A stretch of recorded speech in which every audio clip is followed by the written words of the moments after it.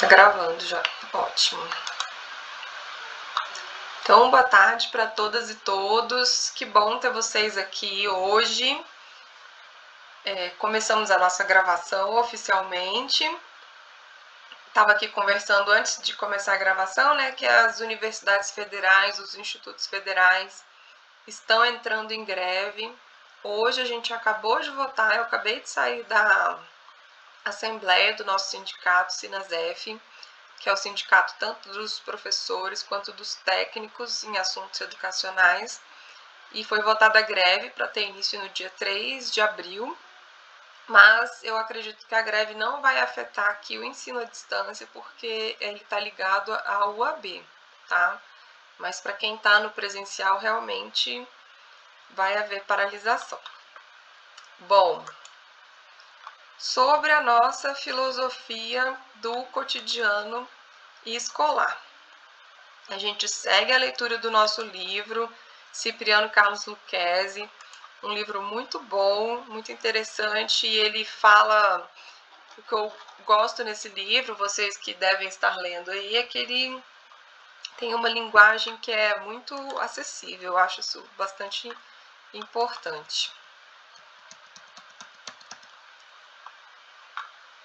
Agora eu quero saber por que eu não consigo conseguir, pronto. Então, gente, nossa aula hoje é aqui do livro que vocês já conhecem. E a gente hoje vai discutir o capítulo 5. O capítulo 5 ele vai falar sobre senso comum. E é bem interessante a gente discutir senso comum, né? Ele inicia o capítulo falando sobre por um diagnóstico do senso comum, né? O que é o senso comum? O professor e a professora na sala de aula tem uma filosofia que compreende e orienta a sua ação. Ou seja, vocês estão aqui estudando num curso que é de licenciatura para se tornarem professores e professoras de língua inglesa. E aí eu pergunto para vocês, vocês têm clareza, vocês têm uma filosofia que vai delimitar, que vai direcionar o que é o seu trabalho dentro da sala de aula? Muitas vezes a gente faz o trabalho sem ter essa clareza. Se tem essa filosofia, como ela se configura? Quais são os seus elementos constitutivos e de compreensão da realidade?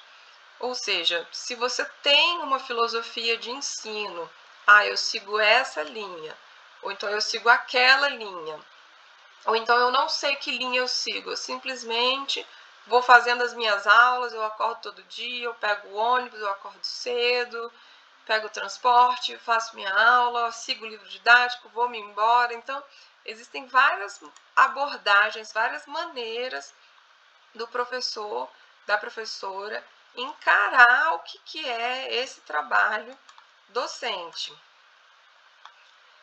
Em princípio e genericamente falando, o dia a dia do educador escolar... Oi. Eu coloquei um gato girando. A mamãe tá no meio da aula, tá? Eu coloquei um gato girando. Tá bom, deixa a mamãe trabalhar. Então, gente, como eu tava falando aqui pra vocês, em princípio, e falando assim de maneira genérica, todo o dia a dia do educador escolar, ele tem por base não uma filosofia que é criticamente construída, ou seja, o que é uma construção crítica? É você realmente parar, analisar o que é o que eu estou fazendo aqui, qual é a linha que eu sigo, como que eu desenvolvo o meu trabalho, quem são os autores que fundamentam o meu trabalho. Normalmente não é isso que acontece. O que acontece é um senso comum que ele foi adquirido ao longo do tempo por um acúmulo espontâneo de experiências ou por introjeção acrítica de conceitos. Ou seja, o que é uma introjeção acrítica de conceitos? Alguém falou alguma coisa para você. Você só pode escrever no quadro branco usando pincel azul. Aí você aceita isso sem nenhuma crítica. isso vai se tornando senso comum, né? De conceitos, valores e entendimentos vigentes e dominantes no seu meio. Então, isso é o senso comum. É quando você simplesmente aceita de forma acrítica todos esses conceitos, esses valores, entendimentos que estão ali no meio onde você vive, no meio onde você trabalha. Por exemplo, como é que o senso comum se manifesta dentro da escola? Por que você manda os seus alunos fazerem fila? Vocês já pararam para pensar nisso? Por que os alunos dentro da escola têm que andar em fila o tempo todo? Será que existem outras maneiras de se movimentar dentro da escola? Será que os alunos não poderiam caminhar de mãos dadas? Você não poderia fazer uma brincadeira? Não poderia andar de costas, andar igual saci? Por que é obrigatório fazer fila em todas as situações, em todo momento? Fila para ir para o refeitório, fila para ir ao banheiro, fila para trocar de sala, fila para ir no auditório. A Amanda está dizendo aqui, é mais organizado. Mas por que você tem que colocar os alunos para andar em fila o tempo todo? Eu não estou dizendo que é proibido fazer fila. Estou colocando aqui que algumas escolas não permitem que os alunos andem fora da fila em momento nenhum. Por que os alunos não podem ir para o refeitório sem uma fila? Por que eles não podem ir caminhando normalmente? Então, assim, é o senso comum que vai se criando dentro da escola. Por que você coloca as carteiras enfileiradas dentro da sala de aula? Por que você não organiza a sala de aula num círculo ou num semicírculo? Por que você não faz a sua aula fora da sala de aula? Por que você não faz a sua aula na biblioteca, no ginásio, embaixo de uma árvore? Então, o que o senso comum diz pra gente? O senso comum diz que na escola todo mundo tem que ficar enfileirado, todo mundo tem que andar em fila. Você já parou para pensar por quê? Por que você separa meninos e meninas o tempo todo? Por que você não pode deixar com que eles se organizem, com que os estudantes se organizem da maneira como eles acharem que pode ser mais interessante? Por que você manda dever de casa para os alunos? Ou por que você não manda dever de casa? Você já parou para pensar? Ou você só está mandando dever de casa porque todos os professores mandam, porque na escola é assim mesmo? Quando você manda o dever de casa, você já parou para pensar assim, esse dever de casa o meu aluno consegue fazer sozinho? Ou ele só vai conseguir fazer com a ajuda de alguém? Se ele só consegue fazer com a ajuda de alguém, quem é esse alguém que vai ajudá-lo? Então, assim, o contrário do senso comum é o senso crítico. É você parar e pensar o que está sustentando aquela sua ideia, né? Por que você corrige o trabalho do seu aluno com caneta vermelha? Por que você não usa outra cor? Por que você só elogia alguns alunos e outros não? Existem estudos que demonstram que professores muitas vezes só demonstram afetividade ou elogios, boas palavras para alunos que são brancos, por exemplo. Não destinam elogios para alunos negros. Então, assim, o que está por trás das suas atitudes pedagógicas dentro da escola? Quais são as suas crenças dentro da escola? Sobre pedagogia, sobre educação, sobre ensino. Muitas vezes você só vai fazendo, você só vai seguindo o senso comum, sem nenhum tipo de criticidade. No geral, a ação pedagógica cotidiana escolar vem sendo realizada sem uma permanente meditação crítica sobre o que se está fazendo, seu sentido, seu significado, sua finalidade. Então, a gente vai só fazendo, vai só reproduzindo o que todo mundo está fazendo, sem nenhum tipo de senso crítico. E a filosofia, ela está aí para isso, para você questionar. Francisco colocou um comentário. Talvez eles andem sempre em fila, pois mais fácil visualização do professor, para que não fiquem nenhum para trás, eu suponho. Mas é interessante que vocês percebam, gente, como na escola existe uma vontade muito grande de controlar o corpo dos estudantes o tempo todo, controlar se eles não vão ficar para trás. Por que o professor tem que ter essa visão o tempo todo dos estudantes? Né? Os estudantes realmente, se eles de fato não quiserem estar na sala de aula, eles vão dar um jeito de sair. Eu não estou dizendo que o professor deve sair caminhando e falar, cada um vai, se quiser não vai, porque daí isso já se transforma em permissividade, tá, gente? O contrário do autoritarismo é a permissividade. O que eu estou colocando aqui para vocês é para vocês questionarem, né, o porquê das ações. E será que não existe uma maneira diferente de tocar o cotidiano escolar? É importante que a gente reflita e pense o que eu estou fazendo ali dentro da escola com os meus estudantes, enquanto professor de língua inglesa. Por que eu estou fazendo isso e não de outra maneira? E quando existe uma proposta diferenciada, será que não seria interessante repensar essa proposta? Então, o senso comum, né? O conceito de senso comum. O que é senso comum? É essa visão de mundo, que ela é fragmentária, ou seja, o que é uma visão fragmentária? É quando você não vê o todo, você só vê um pedacinho. Alguém fala assim, número 13 dá sorte. Isso é senso comum, isso não é conhecimento científico. Ah, você não pode comer e depois ir nadar na piscina. Isso é senso comum, isso não é conhecimento científico. Chá de boldo faz bem para o estômago. Isso tem muito no senso comum. Tomar chá de camomila acalma. Não pode comer manga com leite. Se você sair na chuva, você vai pegar uma gripe. Então, assim, alguns conhecimentos do senso comum têm respaldo na ciência, outros não.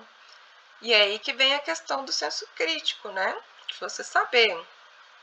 Se você não compartilhar comida com a mulher grávida, você vai ter terçol. Então, são conceitos, significados e valores que a gente vai adquirindo espontaneamente pela convivência e no ambiente que a gente vive. Isso é o senso comum. É uma visão de mundo que é fragmentada e muitas vezes ela é contraditória. E da mesma maneira que a gente tem o senso comum na nossa vida cotidiana, a gente também tem o senso comum dentro da educação, dentro da escola. Eu vou passar aqui um vídeo para vocês, que ele foi feito pelo professor Marcos Ramon, que ele vai falar um pouco sobre o senso comum e o conhecimento científico.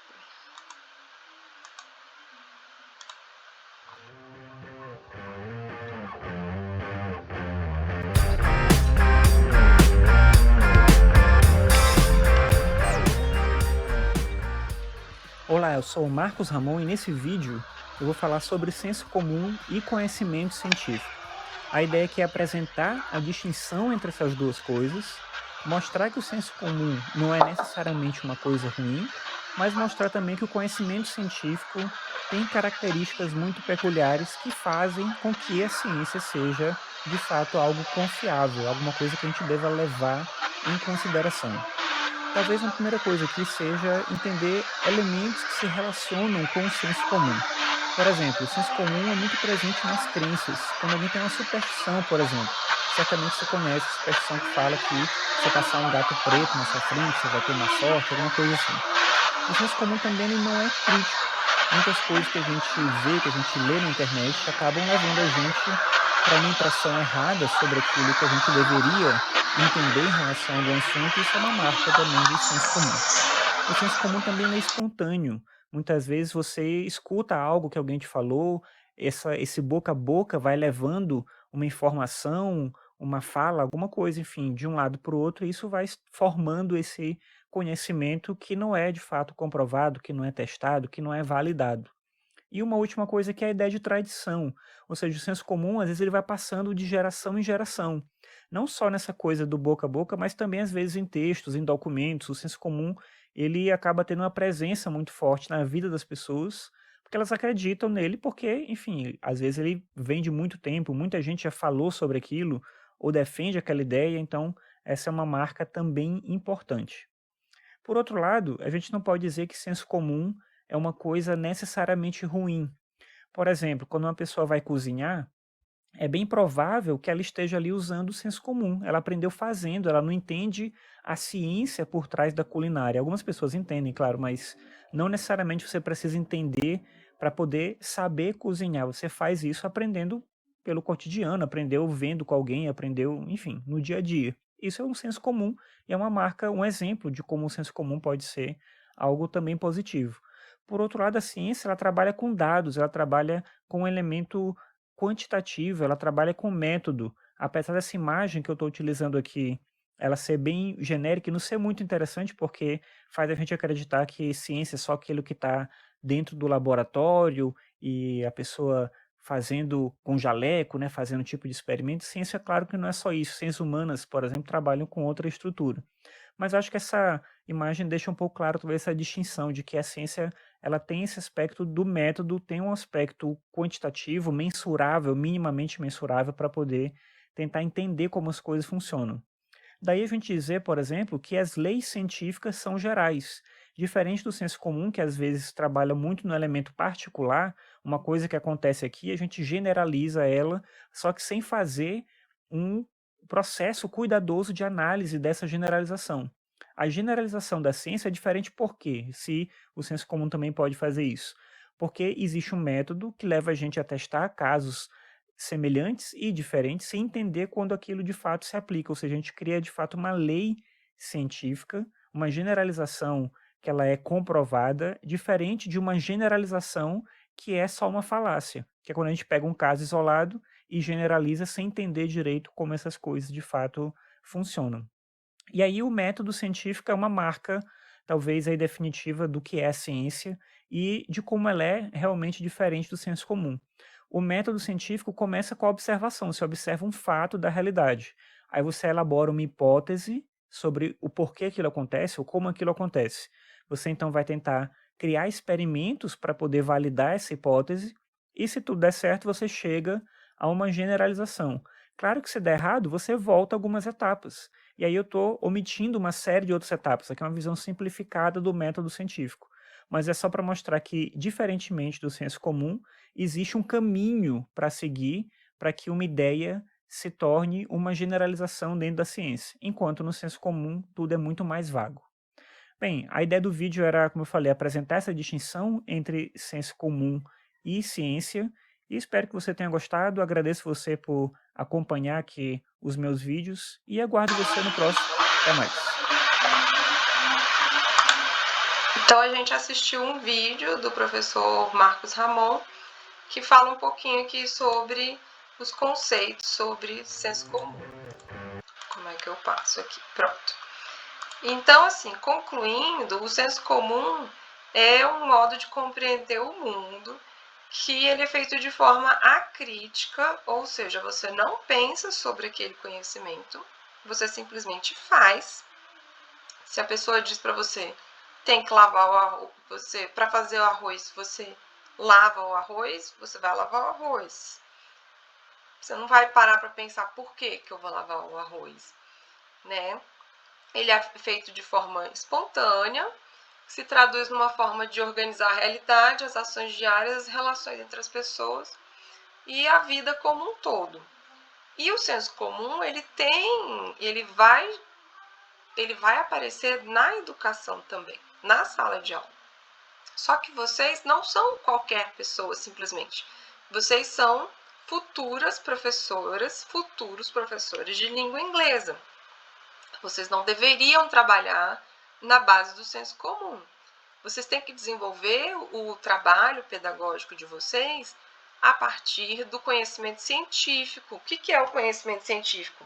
É só aquele que é feito no laboratório? Claro que não. O conhecimento científico, a pedagogia, ela é uma ciência, né?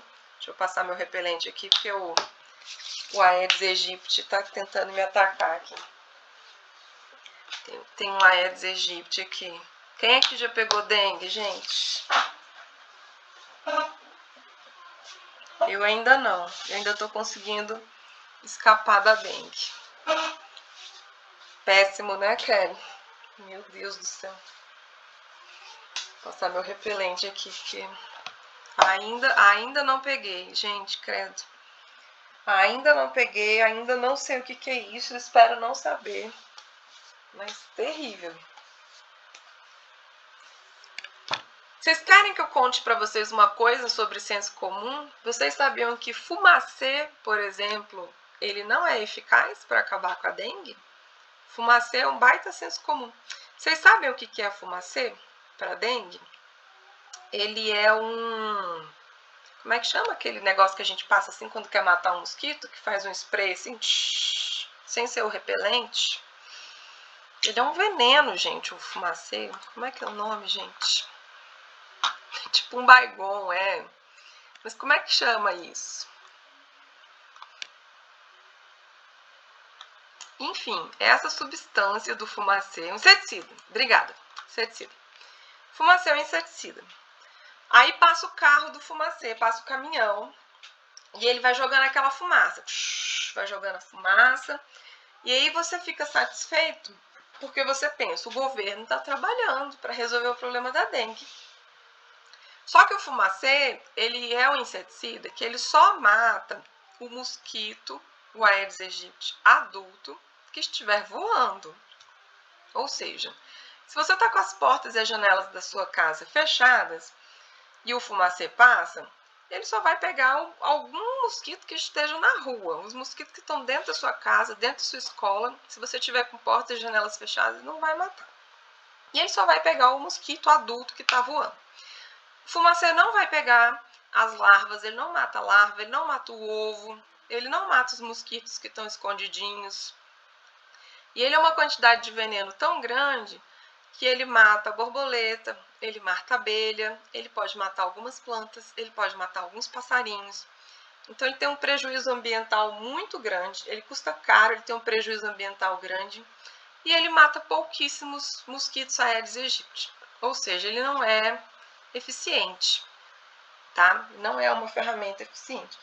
Ele tá assim... Mas o que diz o senso comum? O senso comum diz pra gente que se tá passando o caminhão do fumacê, ele vai resolver todos os problemas. Eu não vou precisar cuidar da água parada, e não é por aí.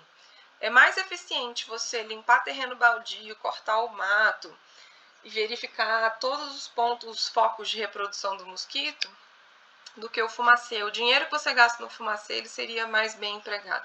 Mas assim, o senso comum, né, o desespero da pessoa pegar a dengue e o fato de você estar lá vendo aquele caminhão passando na rua, faz você ter essa sensação de que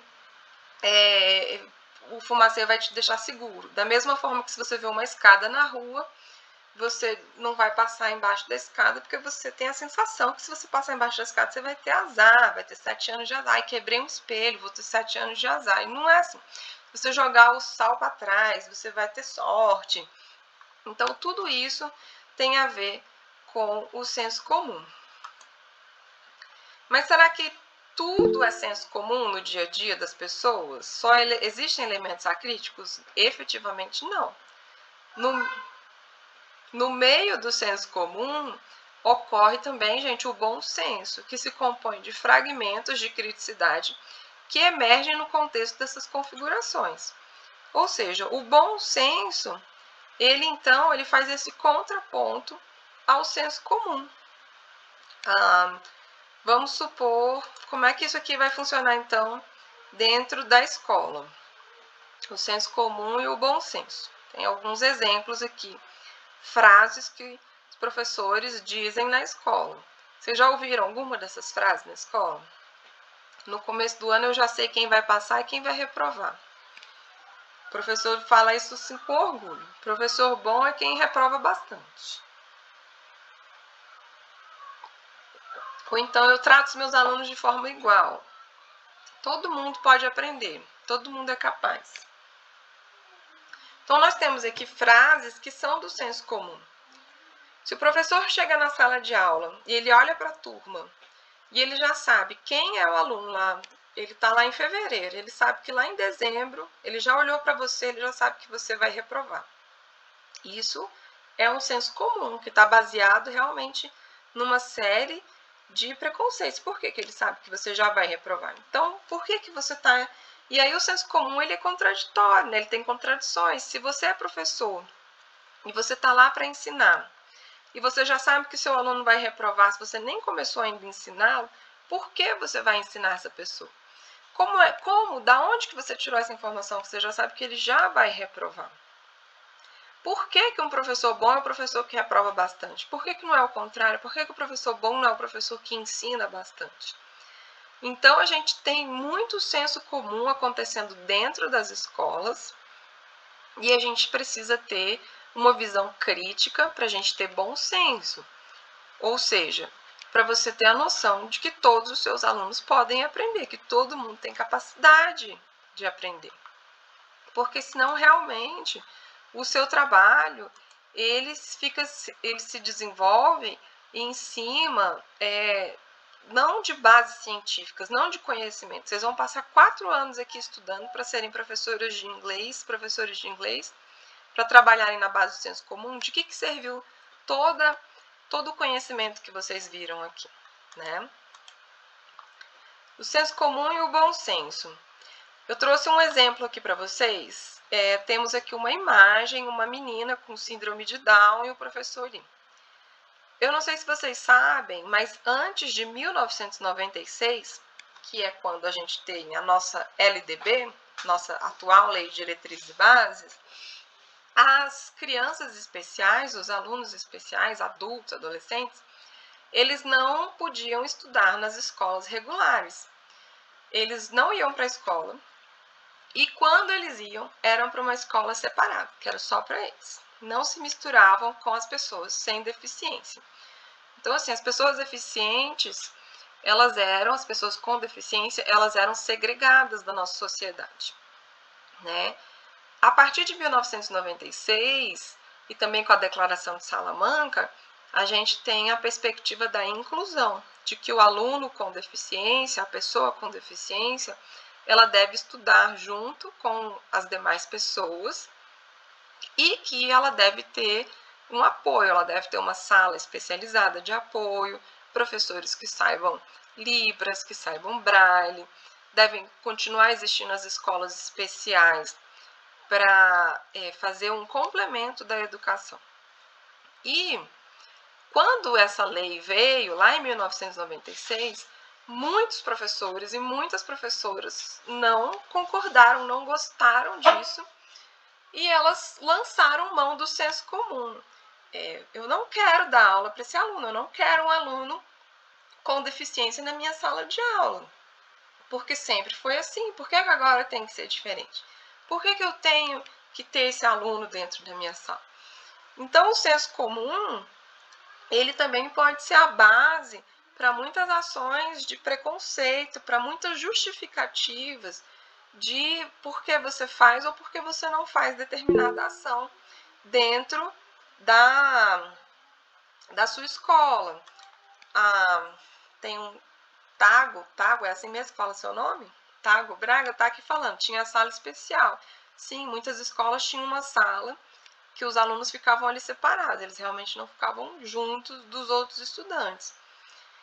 Então, assim, eu trouxe essa questão da inclusão como um exemplo de como o senso comum, muitas vezes... Ah, tá, Itagor. Tenho que mudar meu nick, é verdade. O Itagor tá aqui falando. Então, é isso, gente. O que é uma frase do senso comum? Sempre foi assim. Por que agora tem que ser diferente? Por que agora eu tenho que ter um aluno especial dentro da minha sala? Então, o senso comum, muitas vezes, ele pode ser uma barreira para a gente entender e aceitar que as coisas podem ser diferentes dentro da educação. Quem são os atores que a gente tem dentro da escola? Então, nós temos o educador. E aí, do livro, o Cipriano Carlos Lucchesi, ele vai fazer umas questões bem interessantes aqui. Deixa eu encostar aqui a porta. Ele vai falar o seguinte, é preciso ter formação para ser professor? Por que na nossa sociedade a gente aceita que qualquer um possa ser um educador? Por que a gente aceita que pessoas que não têm formação pedagógica, formação em licenciatura... Você colocou, tá bom? Tá, mas você...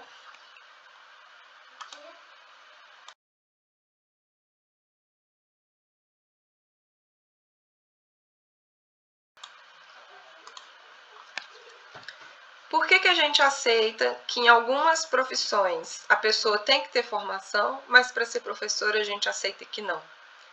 Por que a gente pensa que na escola, que essa função, essa profissão de professor pode ser feita por qualquer pessoa? Né? Porque muita gente acredita no senso comum. Se tudo é senso comum, se a gente não precisa do conhecimento científico, então para ser professor você vai para a escola para ensinar conhecimentos que não são científicos.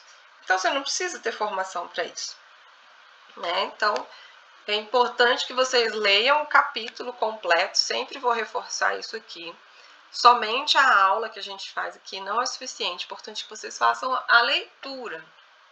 Então, muitas vezes o senso comum, ele vai atuar para atrapalhar a gente, atrapalhar a educação, porque na verdade, um professor tem que ser uma pessoa altamente qualificada, uma pessoa que estudou, que vai entender de psicologia da educação, que vai entender de pedagogia, que vai saber os conceitos gramaticais da língua inglesa para vocês poderem fazer o melhor trabalho possível dentro da sala de aula, e não na base do senso comum, mas do senso científico.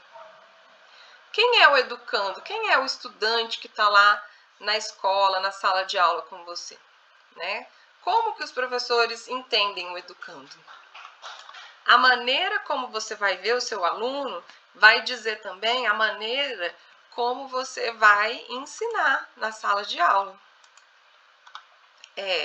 Qual é o seu papel no processo de ensino-aprendizagem? Que elementos caracterizam o senso comum pedagógico sobre o educando?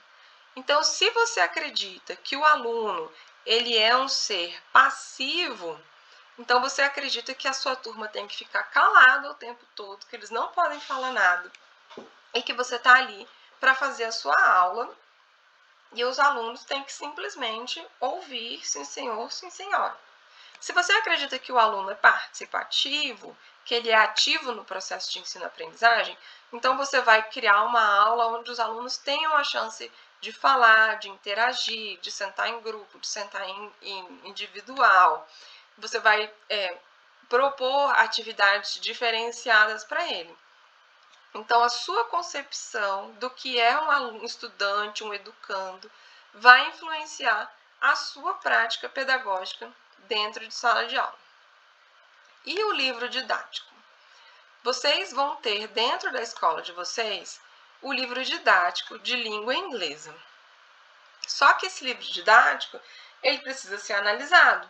Você não pode simplesmente pegar aquele livro e tratá-lo como se ele fosse uma bíblia. O que está escrito aqui é o que vale, é o que está correto. Você precisa olhar aquele livro de maneira crítica. Você está vendo ali, você está percebendo quais são os valores e as crenças que estão naquele livro? Você analisa as imagens, as frases, as atividades que estão sendo propostas? Você não precisa seguir o livro didático de forma totalmente cega, sem uma crítica. O que você pode fazer? Observa aquele livro, observa, compara com o que você estudou, utiliza o seu senso crítico e utiliza aquele livro didático como um ponto de partida para a sua aula, né?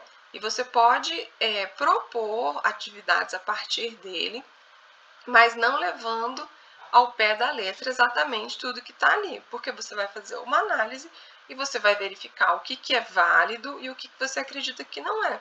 Quem é que te deu essa autoridade para você saber o que vale e o que não vale? A sua formação pedagógica. Então, se o senso comum, de maneira geral, ele pode ser prejudicial para a educação, por que ele permanece? O senso comum ele interessa e muito a situação conservadora da sociedade em que vivemos, e em função do fato de que ele não possibilita o surgimento de uma massa crítica de seres humanos pensantes e ativos na sociedade. O livro didático é um bom exemplo disso, porque o livro didático ele é muito rentável para as editoras. Então, para uma editora deixar de vender livros didáticos para uma escola seria uma perda financeira muito grande, porque são contratos milionários que as editoras têm com o Ministério da Educação para fornecer livros didáticos. Se de repente todos os professores do Brasil inteiro começam a questionar o porquê daquele livro e não outro, por que a gente tem que usar esse livro, por que eu não posso desenvolver o meu próprio material, aí você poderia ter uma grande perda econômica para determinada empresa ou outra. Então, assim, não interessa para aquelas pessoas, para aquelas instituições que estão ali na organização da educação, que haja muita crítica. Porque justamente se houver essa educação muito crítica, você não vai ter uma massa pensante. Então, uma educação realizada em princípios do senso comum, ela só pode estar a serviço de uma perspectiva social dominante, que quer que as coisas permaneçam como estão. Por isso é importante superar o senso comum na vida prática e educativa. É isso, gente, a nossa aula de hoje. Eu agradeço a presença de vocês. Eu coloquei aqui algumas sugestões, caso vocês queiram ter acesso a reportagens. Eu achei algumas reportagens bem interessantes aqui, que falam sobre... Deixa eu compartilhar essa tela aqui com vocês, peraí. Reportagens muito interessantes, que vão falar sobre a situação do ensino do inglês nas escolas, que muitas vezes não passa do verbo to be, como a gente já conversou em outras oportunidades, e que possibilidades a gente pode ter na educação pública. Deixa eu ver se tem alguma pergunta aqui. Não, eu acho que é isso então. Gente, eu agradeço a presença de vocês na nossa aula. Façam a leitura do capítulo, participem do nosso fórum e a gente se vê na semana que vem. Um abraço para vocês e até a próxima.